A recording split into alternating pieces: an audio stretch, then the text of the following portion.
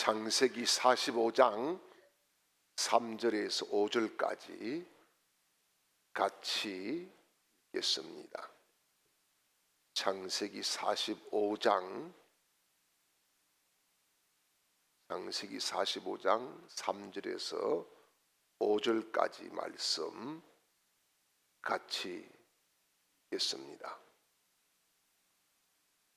3절입니다. 요셉이 그 형들에게 이르되 나는 요셉이라 내 아버지께서 아직 살아 계시니까 형들이 그 앞에서 놀라서 대답하지 못하더라. 요셉이 형들에게 이르되 내게로 가까이 오소서. 그들이 가까이 가니 이르되 나는 당신의 아우 요셉이니 당신들이 애굽에 판 자라. 당신들이 나를 이곳에 팔았다고 해서 근심하지 마소서. 한탄하지 마소서. 하나님이 생명을 구원하시려고 나를 당신들에게 먼저 보내셨나이다. 아멘.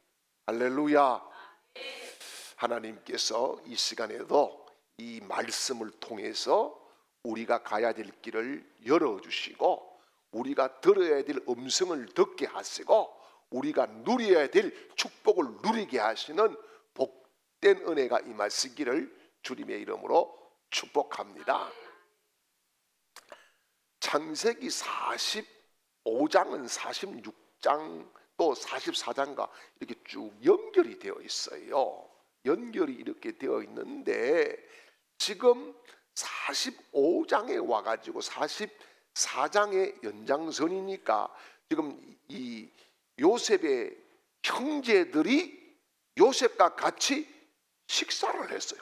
그렇죠? 식사를 하면서 또 베냐민에게는 더 주고 막 그리고 앉히는 것도 서열대로 다 앉히고 이건 너무너무 이상한데 이게 뭐지라고 하는 그런 의문을 굉장히 가졌겠지요. 그러다가 이제 이 형들도 아하 이 변화되었구나 하는 사실을 이제 요셉이 확신을 하게 됩니다. 야, 옛날에 22년 전에 형들이 아니야. 정말 변했어. 이제는 달라졌어.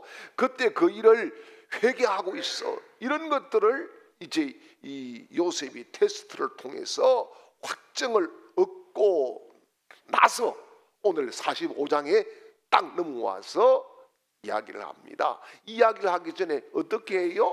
먼저 자기가 이 정을 억제하지 못해서 방에 가서 펑펑 울었다. 그렇게 이야기를 하고 있습니다. 여러분 이 울음은 그냥 서름에 복받친 그런 울음이 아니에요. 어떻게 보면 용서하는 울음이었어요. 용서를 받을 때에도 울음이 나오지만은 용서할 때에도 울음이 나오는 거예요. 예. 그래서 이 우는 이것을 보면은 요셉이 정말 하나님의 역사 가운데에 내가 있다라고 하는 그런 감사의 눈물일 수도 있다는 거예요. 그래서 그렇게 펑펑 울고 나서 이제 자기 신분을 밝힙니다. 내가 요셉입니다. 요셉입니다. 여러분 형들이 요셉 말로 하면은 오줌을 질금질금 쌌겠지. 그렇잖아요. 지금 애굽 총리가 요셉이라니 엄청난 충격에 휩싸일 수밖에 없고, 야 이제는 우리가 죽었구나 라고 걱정도 얼마나 많이 몰려왔을까요? 그 순간 이들은 요즘 말로 하면 멘붕이 오게 되었다라고 하는 거지요. 그래서 신분을 밝히면서 뭐라고 그럽니까? 오늘 4절 말씀을 같이 볼까요? 시작. 요셉이 형들에게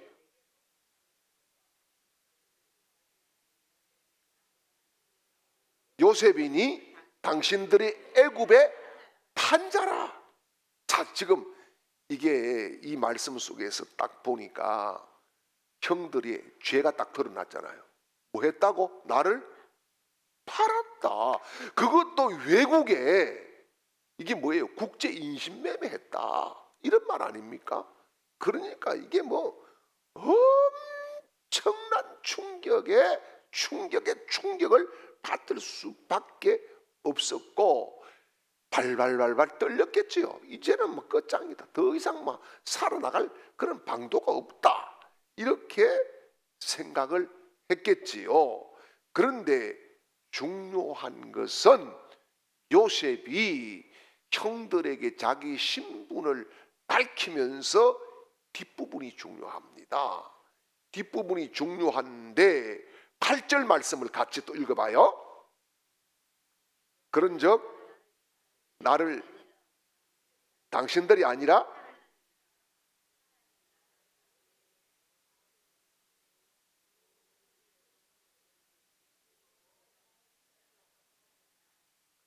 아멘. 지금 당신들이 나를 판 것이 아니라 누가 작용하셨다고? 하나님이 작용하셨다. 예.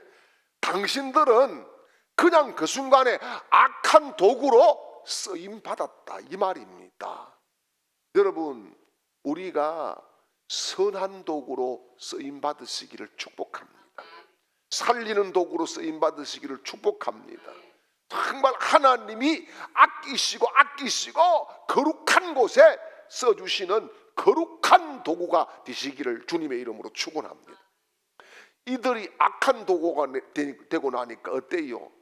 이들이 여러분 요셉 팔고 때로는 잊었겠지만 한 번씩은 요셉이 떠올랐을 거 아니에요. 그렇죠? 그리고 지금 이 이집트에 오면서 지금 두 번째 왔던 거잖아요. 이 오면서 어떻게 보면은 그때 우리 아우가 여기로 왔거든. 이런 이야기를 서로 했을 수도 있지 않아요. 그런데 늘 꺼림직한 것은 뭡니까? 내가 악한 일을 한번 했다는 거. 동생을 그렇게 살려달라고 했는데 그냥 못 펴치고 팔아버렸다는 거. 이게 정말 어떻게 보면은 굉장한 자기 인생 가운데에 큰 흠이 되고 있었는데 이것이 늘 두려움의 대상이었는데 뭐예요? 오늘 지금 드러나 버렸어. 예. 그런데 여기 보니까 뭡니까? 요셉은 이게 이 형들이 판 것이 아니라 형들은 하나님의 도구였어요. 이렇게 해석을 합니다. 여러분, 우리가 인생은요 살아가면서 해석이에요. 어떻게 해석을 하느냐에 따라서 인생이 달라져요. 자기 자신이 다르게 생각되어지고 자기 자신의 위치가 달라지고 여러분 내가 이게 정말 사명이 느껴지게 되는 거예요. 그래서 이 요셉은 자기의 어떤 고난을 어떻게 해석을 했다고요? 하나님의 역사였다. 하나님의 인도하심이었다. 하나님의 계획 속에 있었다. 이것들을 지금 형들에게 이야기를 하는 겁니다. 지금 자기 자신을 밝힌 것은 뭐예요? 때려 죽이고 심판하고 보복하기 위한 것이 아니고 진정으로 용서하기 위함이었다라고 하는 거지요.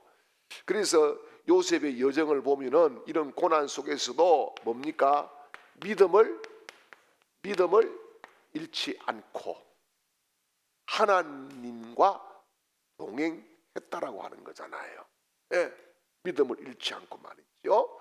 자, 그래서 우리가 여기에서 생각해야 될 것이 있어요. 그게 뭐냐 하면은 우리가 오늘 조금 어려운 이야기일 수도 있고 뭐 들어본 그런 이야기일 수도 있지만은 우리 인생 가운데는 하나님의 손길이 움직일까요? 움직이지 않을까요? 믿어요? 하나님의 손길이 내 인생을 지금 움직이고 계시다 믿어요? 예. 움직이고 계세요. 예. 여러분 국가든 어떤 단체든 교회든 개인이든 하나님의 손길은 지금도 움직이고 계시는 줄 믿습니다. 예. 그래서 하나님께서 크게 하나님의 역사를 우리는 세 가지로 볼 수 있어요. 이게 뭐냐? 하나님의 계획이에요.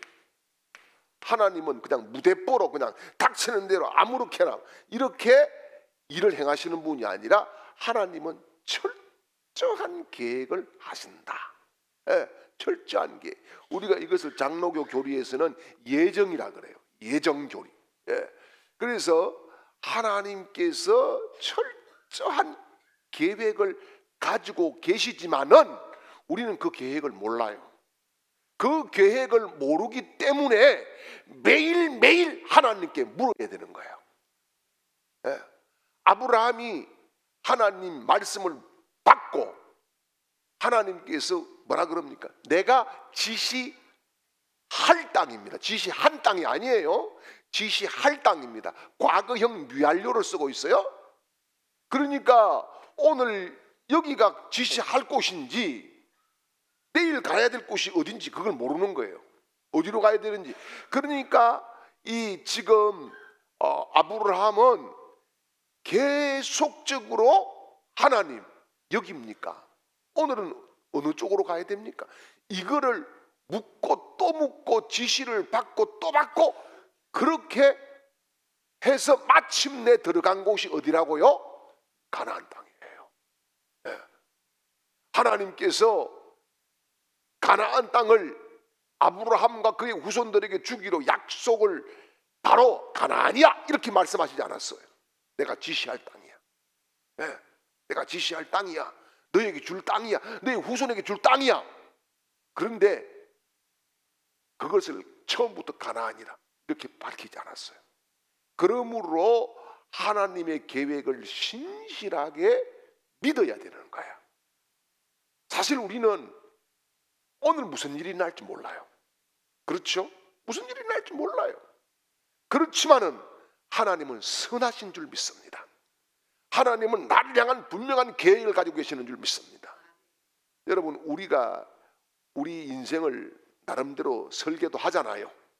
예, 요즘은 설계도 참 많이 합니다. 금융 설계도 하고 건강 설계도 하고 많은 설계들을 하지만은 잠언에는 뭐라 그럽니까? 우리가 계획을 할지라도 그것을 이루시는 이는 하나님이다라고 하는 것을 말씀을 하고 계세요.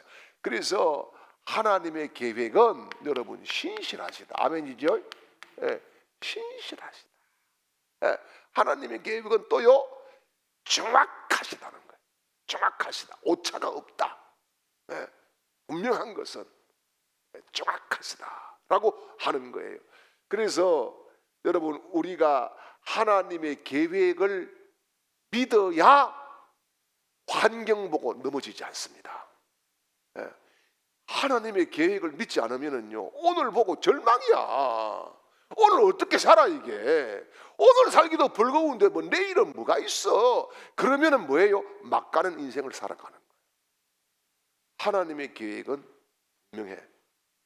여러분 우리를 향한 하나님의 계획은 선하시다는 거예요. 그리고요 정확하시다는 거예요. 그리고 제일 중요한 것이 뭐냐? 하나님이 이루신다는 거예요. 하나님이 뭐 하신다고? 이루신다. 하나님이 이루신다. 내가 이루는 것이 아니라 하나님께서 이루어 가신다. 여러분 요셉이 자기 인생을 자기가 뭐 개척을 해서 나갔습니까? 아니에요. 하나님이 이루셨어요. 요셉도 그런 고백을 하고 있어요. 그런데 요셉이 한 것은 뭡니까? 주어진 그날 주어진 환경에서 하나님 바라보고 넘어지지 않고 소망 중에 믿음을 지키고 나아간 삶. 그 삶 끝에 하나님이 이루시는 역사들이 있었다는 거예요. 이게 중요한 거예요. 오늘 우리가 하나님의 계획이 없으면 우리는 오늘도 실망합니다. 사람에게 실망하고 환경에 실망하고 자기 자신에게도 실망하여. 그러나 하나님의 계획은 나를 향한 계획은 선하시다. 우리 그런 찬양하잖아요. 여호와의 인자하심이 그런 여호와의 계획하심이 그죠? 그런 찬양처럼 정말 하나님께서 선하시게 우리를 이끌어 가신다. 우리 교회도 선하시게 이끌어 가신다는 거예요. 참 답답하지만은 답답해. 그렇지만은 하나님께서는 선한 계획을 세워 두셨기 때문에 그 대열에 우리를 넣어 주신 줄 믿습니다. 그러니까 이 이집트를 통해서 하나님의 계획은 열국을 구하는 것도 하나님의 계획 아래 있었는데 그 계획의 핵심에 누구를 넣어준 거예요? 요셉을 넣어준 거예요. 요셉을 주인공으로 딱 넣어주신 거예요. 그래서 여러분, 우리를 하나님은 우리 교회의 주인공으로 하나님이 넣어주신 거예요. 그래서 주어진 것에 감사하고 주어진 것에 최선을 다하다 보면은 하나님의 선하신 완성이 반드시 이루어질 줄 믿습니다. 그리고 두 번째는 섭리라고 하는 거예요. 섭리. 신학적인 용어로 섭리라고 하는 건데 이 섭리도 굉장히 중요합니다. 이 섭리는 뭐냐? 하나님이 우리를 이끌어 가시는 방법이거든요. 방법이에요. 섭리하신다 그런 이야기 하잖아요. 그래서 이 하나님의 섭리가 요셉 인생 가운데 나타나는 게 뭡니까? 형들이 죽이려고 할 때에 하필이면 그때 대상이 지나가네. 미디안 대상이. 이게요 그냥 우연 같지만은 만약에 그때에 미디안 대상이 지나가지 않았으면은 요셉은 그 구덩이에 못 나옵니다. 죽어요. 이게 섭리예요. 하나님께서. 그죠? 그런데 또요 이집트에 팔려갔는데 말도 안 되고 다 낯선데 누구 집으로? 보디발의 집으로. 여러분 어떤 시골 농가집으로도 팔려갈 수 있는 거 아니에요? 그죠? 그런데 그 중에서도 하나님의 섭리 속에서 하나님이 일을 진행하시는데 보디발이라고 하는 이 가정을 하나님께서 딱 요셉에게 붙여주시는 거잖아요. 거기에서 감옥으로도 가는데 이게 다 하나님의 섭리하심이었다라고 하는 겁니다. 그 순간만 놓고 잘라서 보면은 이해가 안 되지. 이해가 되나요? 이해가 안 되는 거예요. 이해가 될 수 없어요. 여러분 보세요. 어떤 분이 그런 이야기 합니다. 제가 아는 어떤 교회에 보니까 그 권사님이었다가 장로님 되고 이제 은퇴를 다 한 지 오래됐는데 그분이 교회 지을 때에 집 다 팔아가지고 교회 짓는데 다 바쳤어요. 그런데 그때 별로 헌금 안 한 지금 장로님들은 빵빵하고 잘 살아. 그런데 그분은 지금 새빵살이 하고 있어. 이것만 보면은 누가 헌금하겠노? 담임 목사가 저보고 그러더라고요. 하나님 한 방에 좀 팡팡 해주시면 좋겠는데 그런데 여러분 그게 다가 아니잖아요. 그게 전부 다가 아니잖아요. 그리고 오늘 계산하는 게 아니잖아요. 하나님 앞에 가야 되는 거잖아요. 그래서 우리가 하나님의 섭리를 믿을 때에 여러분 우리는 뭘 느낍니까? 안전하다는 사실을 느끼게 됩니다. 그걸 믿게 되는 거죠. 그래서 다윗이 시편 23편에서 뭐라 그래요? 내가 사망의 엄침한 골짜기를 다닐지라도 해를 두려워하지 않을 것은 주께서 나와 함께 하십니다. 이 섭리는요 나와 어떻게 함께 하시는 하나님, 나와 함께 하시는 하나님입니다. 여러분 하나님이 나와 함께 하신대요. 너무 행복한 거 아니에요? 너무 행복한 거 아니에요? 제가 우리 집 식구 병원에 한 달 있다가 이제 와가지고 오늘 아침도 제가 해먹고 왔지만은 해서 바쳐드리고 이게 지금 뭐 훈련 같았어. 근데 훈련 잘 받기로 마음을 먹고 오늘 아침에는 북엇국을 해가지고 또 이렇게 드리고, 그저께 저녁에는 내가 또 전구지 부침개를 해가지고 또 갖다 드리고. 예, 뭐 요즘 요리 솜씨가 많이 늘었습니다. 예. 근데 혼자 있다가 아, 불러도 뭐 잘 나타나지도 못합니다. 다리 때문에 침대에서 잘 못 내려오고 뭐 그렇게 하기 때문에. 그런데도 같이 있는 게 마음에 평안이 있는 거예요. 마음에 평안이 있는 거예요. 사람이 그런 거예요. 사람이 얼마나 연약한 거예요. 예? 우리 엄마가 쌍둥이를 낳았다 그랬잖아요. 쌍둥이를 낳았는데 꼭 하나는 저보고 얻고 다니라 그랬어요. 그런데요, 웃긴 게, 그 우리 집이 공동묘지를 지나가야 돼요. 여러분, 비가 부슬부슬 오는데 어제 그저께 그 상녀를 태웠어. 상녀를 태웠어. 그 냄새가 나. 그러면은 거기 오는데 어떻겠어요? 벌이가 쭈뼛쭈뼛 선다니까. 그리고 이상한 소리도 들려요. 이상한 소리가 들려요. 그러면 막 오싹오싹 하는데 뒤에 누가 있어? 동생이 있으니까 죽어도 같이 죽는 것 같거든. 그러니까 든든한 거야. 이 사람이 희한한 거예요. 그 동생이 나를 지켜줄 것도 아니잖아요. 오히려 뭐 내가 지를 지켜줘야 되지만은 그래도 같이 있으니까, 함께 있으니까 이게 든든한 힘이 되는 거예요. 여러분, 우리가 같이 있으니까 우리가 서로 힘이 되는 거예요. 예.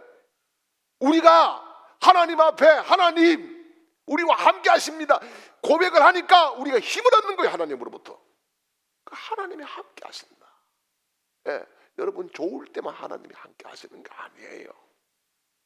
마음이 상할 때, 힘들 때, 눈물 날 때, 다윗이 고백했듯이 사망의 음침한 꼴짜기로 지금 걸어갈 때 주께서 나와 함께 하신다. 그래서 섭리의 중요한 것은 뭐예요? 하나님이 나와 함께 하신다는 거예요. 그러니까 요셉이 이 믿음 딱 붙잡고 어디든 갈 수 있습니다. 어디든 가서 생활에 적응을 잘했다. 저는 적응이 잘 안 되거든요. 외국 집회 가면요, 돌아올 때 되면 딱 적응이 돼요. 돌아올 때 되면은. 근데 적응을 참 요셉은 잘한 것 같아. 그게 뭐 때문에? 하나님이 나와 함께 한다는 것 같아요. 여러분, 하나님은 내가 울고 있을 때에 사람들은 뭐지 울었어? 이렇게 비아냥될 수 있지만은 하나님은 내 눈물을 닦기 위해서 거룩한 손을 내밀어 주시는 줄 믿습니다. 내가 아파서 탄식할 때에 우리 예수님은 나를 고치시기 위해서 피 묻은 손을 내밀어서 만져주시는 줄 믿습니다. 그래서 하나님이 함께하는 거예요.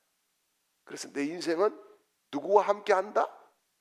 하나님이 함께한다. 이게 하나님의 섭리하십니다 라고 하는 것인 줄 믿으시길 바랍니다. 그 다음에 세 번째는요, 하나님의 인도예요. 하나님 인도하심. 이게 중요한 거예요. 여러분, 하나님 인도하심 믿습니까? 네.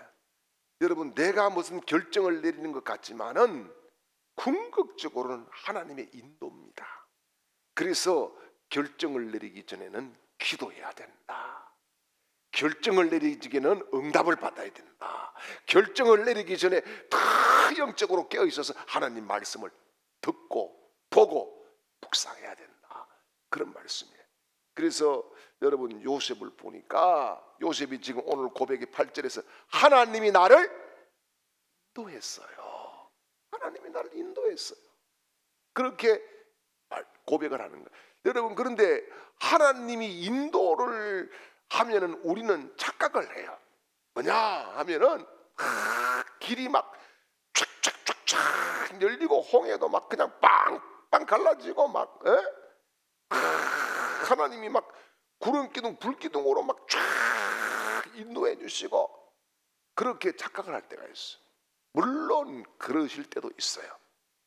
그렇지만은 요셉의 인생을 통해서 우리가 하나님의 인도를 봤을 때에 뭡니까? 꼬이는 것 같고 안 되는 것 같고 막힌 것 같고 망한 것 같고 죽을 것 같지만은 하나님의 인도는 분명히 있었다는 거예요. 그렇다고 하면은 여러분 우리가 오늘 뭘 해야 되겠습니까? 절망을 버리고 소망을 붙잡아야 됩니다. 세상 것 버리고 예수님 손잡아야 됩니다. 문제만 바라보고 탄식할 것이 아니라 하나님 바라보고 기도해야 됩니다. 나 자신 바라보고 탄식하고 한탄하고 이럴 것이 아니라 하나님 바라보고 다시 일어서는 용기를 얻어야 됩니다. 하나님께서 반드시 우리를 인도하시는데 다윗이 시편 23편에서 푸른 초장 쉴만한 이게 뭐예요? 푸른 초장이 뭡니까? 양은 초장이 있어야 살아. 이게요 이 땅에서 필요한 거예요. 이 땅에서 필요한 거예요. 물도 마찬가지지만은 필요한 거예요. 이게 뭐예요? 하나님이 절대적으로 나를 세워주시고 필요할 필요를 따라서 공급하시고 책임져 주신다는 거예요. 그러므로 여러분 우리가 서로 만날 때에 위로를 줄 수 있기를 바랍니다. 서로 만날 때에 힘내세요. 하나님이 함께 하세요. 이 말 한마디가요 엄청난 힘이 돼요. 엄청난 힘이. 그래서 요셉이 이런 가운데에 딱 정리를 합니다. 무엇을 정리를 할까요? 형들이 나를 이곳에 팔았다고 뭐 하지 말라고? 근심하지 마십시오. 이게 뭐예요? 용서라고 하는 거예요. 용서. 오늘 어떻게 보면은 요셉의 인생에, 요셉의 형들의 인생에 엄청난 반전의 사건이잖아요. 그죠? 요셉의 형들은 이제는 끝장이야. 죽었어.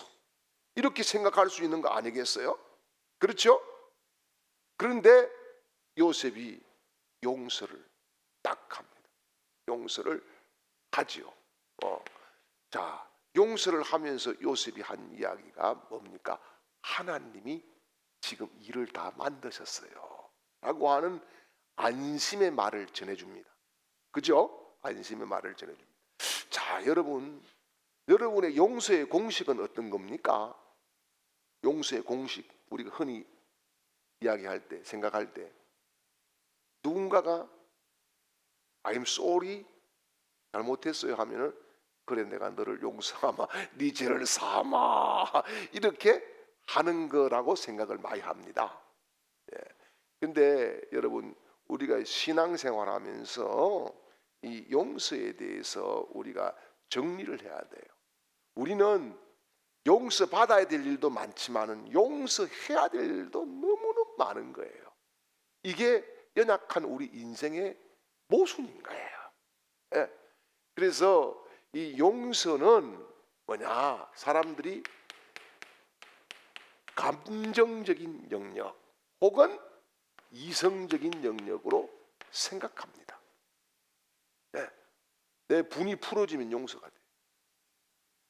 분이 풀어질 때까지 패야 돼. 분이 풀어지면 용서가 돼. 이성적으로 뭔가가 저쪽에서 잘못을 인지를 해야 내가 용서를 해줄 거 아니야? 이렇게 생각을 합니다. 그런데 여러분 예수님의 용서, 우리 그리스도인들의 용서는 뭐냐? 이게 믿음의 영역이지. 믿음의 뭐라고요? 믿음의 영역입니다. 믿음의 영역이에요. 주님이 내 죄를 갈보리 십자가에서 사해 주셨다 믿어야 내가 죄 용서 받는 거예요. 아멘이지요? 예, 그거 믿어야 내가 구원 얻는 거예요. 그죠? 그러면 이 용서는 믿음의 영역이지 감정이나 이성의 영역이 절대 아닙니다. 사람들이 자꾸 헷갈리는 게 이게 안 되기 때문에, 이 구분이 안 되기 때문에 용서를 못 하는 거예요. 그래서 계속 감추고 계속 꽁하고 그러는 거예요. 네, 믿음의 영역. 지금 요셉이 감정적으로 같으면은 당장에 저 인간들을 나는 다시는 보기 싫다. 저작거리에 목을 내달아라. 이렇게 할 수 있어요. 그런데 뭡니까? 믿음의 영역. 그래서 은혜 받은 사람은 누구나 용서할 줄 아는 사람이 될 줄 믿습니다. 예. 요셉이 은혜를 받고 나니까, 요셉이 자기 인생을 하나님의 손안에 있구나 이걸 딱 해석을 하고 나니까 용서가 되더라, 그런 말씀이에요. 예. 저도요 정말 용서 안 되는 놈이 한 놈이 있었어요. 누가 그러대요. 어떤 목사님이 주일날 설교를 했어요. 여러분, 지금까지 살아오면서 미워하는 사람이 한 사람도 없는 사람 손 들어 보세요. 그랬더니 저 뒤에 할머니가 손을 딱 들었어요. 할머니 연세가 얼마입니까? 87이에요. 아이고 87년을 어떻게 그렇게 한 명도 미워하거나 원수 없이 살았습니까? 이랬더니 할머니가 하는 말이, 한 놈이 딱 있었는데 오늘 아침에 죽었어요. 오늘 아침에 죽었어. 여러분, 참 그런 것 같아요. 용서가요 믿음의 영역이라고 하지만 쉽게 안 돼요. 실질적으로 살아보니까 안 돼. 잘 진짜 안 돼. 잘 제가 전도사로 어느 교회 가서 전도사 똑똑하다고 4개월 2주 만에 쫓겨났어요. 4개월 2주 만에. 토요일 날 밤에 목사님이 우리 집 식구하고 저하고 나오라 그러더라고요. 그래가지고 어디로 갔느냐, 그때는 지금 주리온 백화점 옆에 그 오션 호텔인가 있었잖아요. 그쪽에 오다 보면 족발집이 하나 있었어요. 그 족발집에 갔어요. 그 양반이 워낙 족발을 좋아하니까. 그래서 이 목사님 참 특이하다. 무슨 토요일 날 무슨 족발까지 먹고 내일 어쩌려고 그러노, 이런 마음에 탁 갔는데 족발을 갖다 놔놓고 하는 말이, 내가 기도를 해보니까 김전도사 니하고 내하고 같이 있는 게 하나님의 뜻이 아니다 이러는 거야. 그럼 뭡니까 그거는? 그날부로 내가 잘리는 거지. 그래서 제가 그랬어요. 목사님, 예, 그럼 제가 그만두겠습니다. 그러면은 내일 주일인데 제가 가서 인사는 해야 안 되겠습니까? 이랬더니만은, 인사하려고 하면은 네 몸이 아파서 교회를 사역을 못 한다 하고 그렇지 않으려면 오지 마라 이러는 거예요. 그래서 인사로 하루도 못 갔어요. 제가 교인들한테 거짓말은 못 시키겠더라고요. 예. 근데 이제 그때부터 문제가 생겼어요. 우리 집에. 예. 그렇지 않아도 뭐 쩔쩔 밀고 살아가는데 문제가 생겨가지고, 예. 얼마나 힘들었는지 몰라요. 잘 데가 없어가지고, 예. 다리 밑에 가가지고 4월 달이에요. 4월 달 부활절 전에. 그때는 추워요. 다리 밑에 가가지고 그때 우리 큰아들하고 3명이 오돌오돌 떨고 몇 밤을 자고 그랬어요. 예. 밥도 못 먹고 참 힘들었어요. 그때는 목사님한테 실망을 해서 힘들었어요.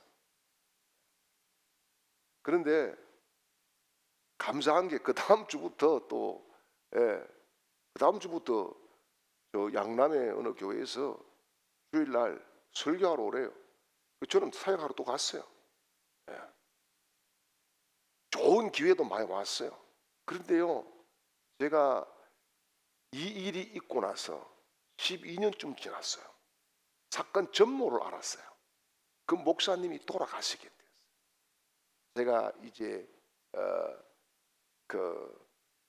돌아가시게 되었다는 소식을 듣고 도저히 용서가 안 됐지만은 내가 우리 집 식구 보고 가자 그랬어요.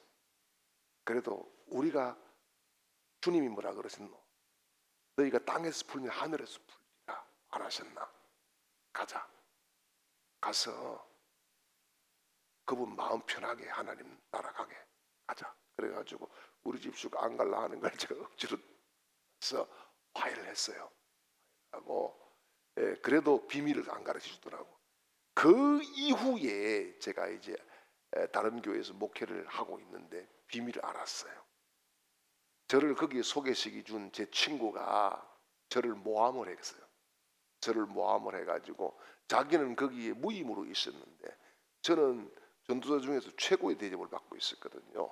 그러니까 이게 배가 아파가지고 그래가지고 저를 갖다가 안 했던 말을 했다고 막 모함을 해가지고 그래가지고 이제 그렇다라고 그분이 돌아가시기 전에 가장 친한 친구 목사에게 이야기를 했어요.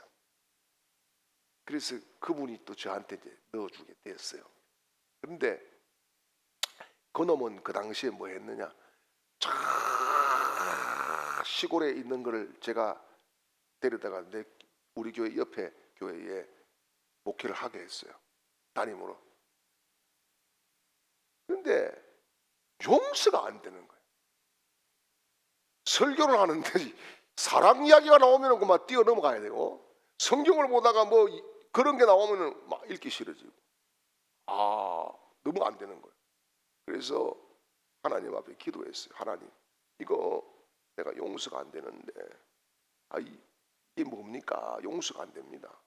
용서라고 하는 것은 그놈이 자기가 잘못했다고 입으로 시인하고 그랬을 때에 내가 용서할게, 이게 좀 성립이 돼야 되는데 저놈은 오늘 저녁 밥 잘 처먹고 나는 잠 못 자지만 잘 자고 있습니다.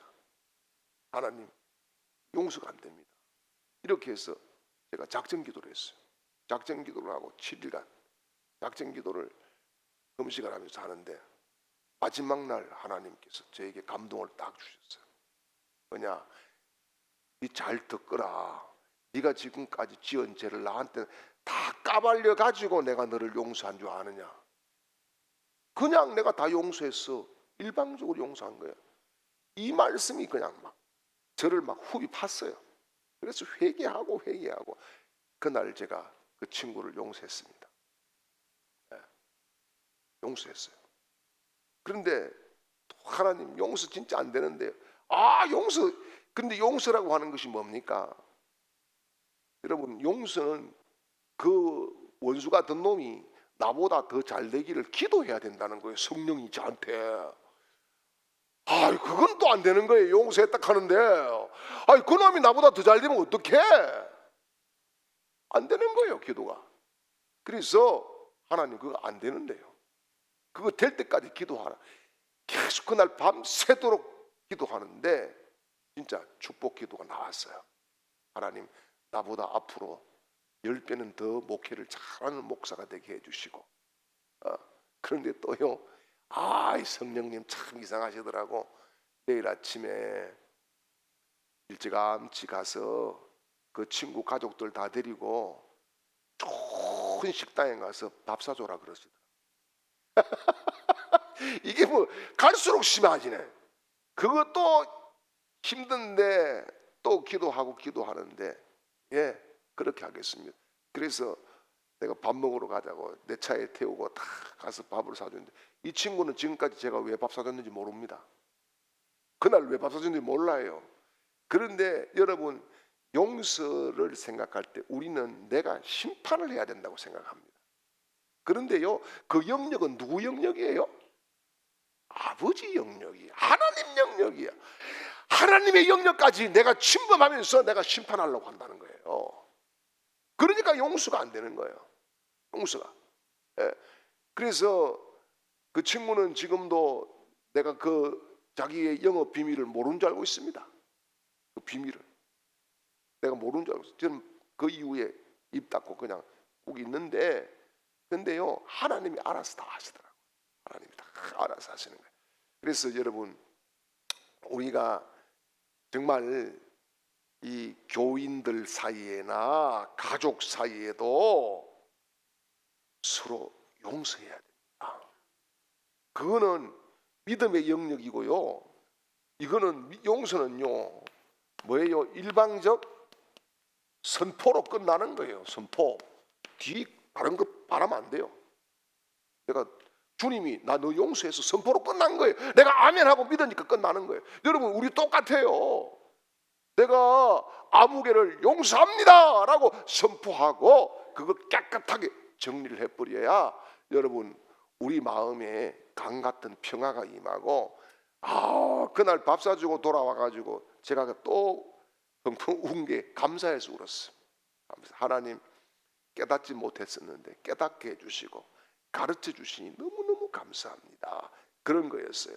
그래서 여러분, 우리가 꼭 기억하십시오. 마태복음 18장 18절 말씀을 한번 찾아가서 읽어봅시다. 마태복음 18장 18절입니다.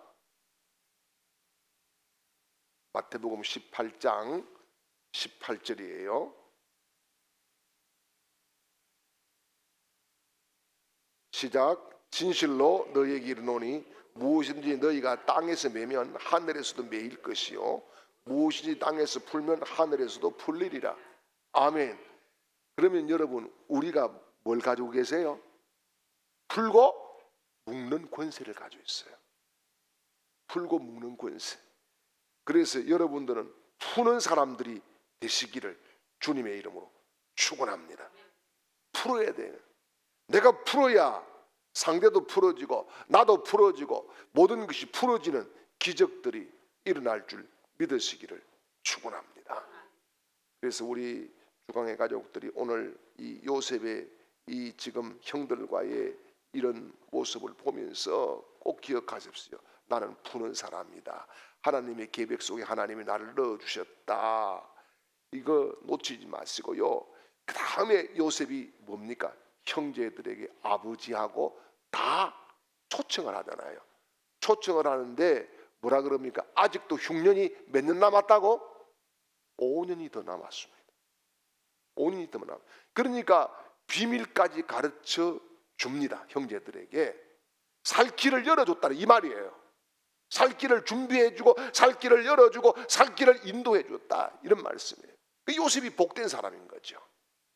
예. 여러분들이 그런 복된 사람들이 다 되시기를 바랍니다. 할렐루야. 그래서 여러분, 이 요셉이 아버지를 이제 초청을 하는데 요셉의 집에서 뭐 난리가 났다 하니까 바로의 귀에 들어가니까 바로도 어떻게 해요? 요셉의 형제들을 보고 아버지를 모시고 오라고 요즘 같으면 특별 전용기를 보냈다는 거 아니겠어요? 그죠? 특별 전용기를 보내고, 그런데 이제 다음 시간에 나오겠지만 요셉의 이 소식을 듣고 아버지가 얼마나 감격했겠어요? 그죠? 엄청나게 감격하고 감격했을 거 아니에요. 그래서 우리가 조금 인생이 꼬이는 것 같지만은, 조금 늦게 가는 것 같지만은 하나님을 신뢰하고 하나님의 계획과 섭리와 인도하심을 믿고 나아가는 복된 사람들이 되시기를 주님의 이름으로 축복합니다. 이제는 우리 구주 예수 그리스도의 크신 은혜와 우리 삶 가운데에 계획하시고 섭리하시고 인도하시는 하나님 아버지의 극진하신 사랑하심과 우리가 마땅히 빌바를 알지 못할 때에도 우리를 위하여 탄식하시며 기도하시는 성령 하나님의 놀라운 역사가 오늘 주의 말씀을 붙잡고 믿음으로 나아가는 모든 하나님의 사람들 그 앞길 위에, 가정들 위에, 우리 교회와 이 나라 이 민족 위에 영원토록 함께 있을지어다. 아멘.